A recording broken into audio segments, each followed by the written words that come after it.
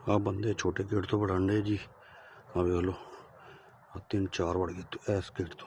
आ एक जा रहा है ये अंदर वड़ गया छोटे गेट तो। यह हाल दे अंदर पिया सारा समान।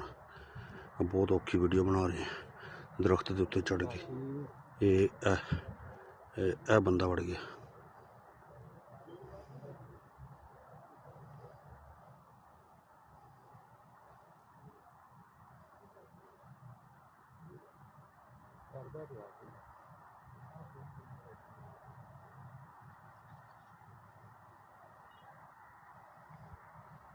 अब बंदे अंदर वड़ गए 3-4 बंदे अंदर वड़ के सारी कार्रवाई हो रही है जी।